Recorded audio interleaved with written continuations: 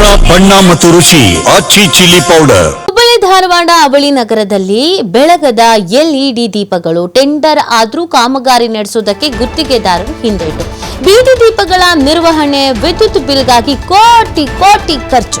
ಪ್ರತಿ ತಿಂಗಳು ಹಣ ಖರ್ಚು ಮಾಡುವ ಹುಬ್ಬಳ್ಳಿ ಧಾರವಾಡ ಮಹಾನಗರ ಪಾಲಿಕೆ. ಆದ್ರೆ ಟೆಂಡರ್ ಆದ್ರೂ ಕೂಡ ಎಲ್ಇಡಿ ದೀಪಗಳನ್ನ ಹಾಕ್ತಾ ಇಲ್ಲ ಗುತ್ತಿಗೆದಾರನ ನಿರ್ಲಕ್ಷ್ಯಕ್ಕೆ ಅವಳಿ ನಗರ ಸಾರ್ವಜನಿಕರು ಇದೀಗ ಆಕ್ರೋಶವನ್ನ ವ್ಯಕ್ತಪಡಿಸ್ತಾ ಇದ್ದಾರೆ.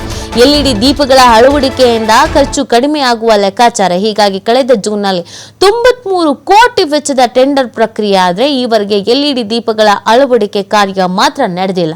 ಯೋಜನೆ ಅನುಷ್ಠಾನ ಮಾಡೋದಕ್ಕೆ ಗುತ್ತಿಗೆದಾರರು ಹಿನ್ನೆಟನ್ನ ಹಾಕ್ತಾ ಇದ್ದಾರೆ. ಕೋಟಿ ಕೋಟಿ ಖರ್ಚಾದ್ರೂ ಕೂಡ ಉಪಯೋಗ ಇಲ್ವಲ್ಲ ಅನ್ನುವಂತಹ ಬೇಸರ ಸಾರ್ವಜನಿಕರಿಗೂ ಕೂಡ ಇದೆ. ಇದು ಗುತ್ತಿಗೆದಾರರ ನಿರ್ಲಕ್ಷ್ಯದಿಂದಾನೇ ಆಗ್ತಾ ಇರೋದು ಅಂತ ಸಾರ್ವಜನಿಕರು ಇದೀಗ ಆಕ್ರೋಶವನ್ನ ಹೊರಹಾಕ್ತಾ ಇದ್ದಾರೆ.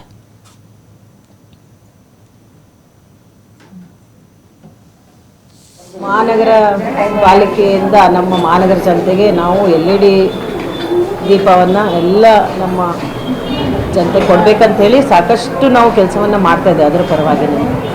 ಆದರೆ ಎಲ್ಲೋ ಒಂದು ಕಡೆ ನಮ್ಮ ಸರ್ಕಾರದಿಂದ ಆಗ್ಬೋದು ಅಥವಾ ಗುತ್ತಿಗೆದಾರರಿಂದ ಆಗ್ಬೋದು ಅದು ಸರಿಯಾದ ನಿಟ್ಟಿನಲ್ಲಿ ಕೆಲಸಗಳಾಗ್ತಾ ಇಲ್ಲ.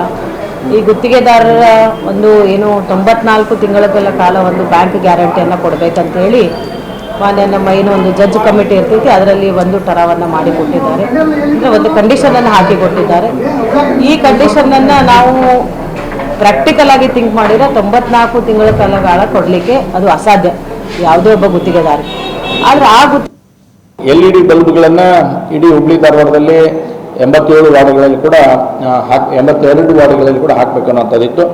ಏನೇನೋ ಕಾರಣಕ್ಕೆ ಪ್ರಸ್ತಾವನೆಯಲ್ಲಿ ಸಮಸ್ಯೆಗಳ ಉದ್ಭವ ಆಗ್ತಾ ಇದ್ದು ಲಾಸ್ಟ್ ಟೈಮ್ ನಾವು ಅದಕ್ಕೆ ಟೈಮ್ ಬೌಂಡ್ ಲಿಮಿಟ್ ಕೊಟ್ಟಿದ್ವಿ, ಇಷ್ಟರೊಳಗೆ ನೀವೆಲ್ಲ ಚೇಂಜ್ ಮಾಡಬೇಕು ಅನ್ನೋಂಥದ್ದನ್ನು.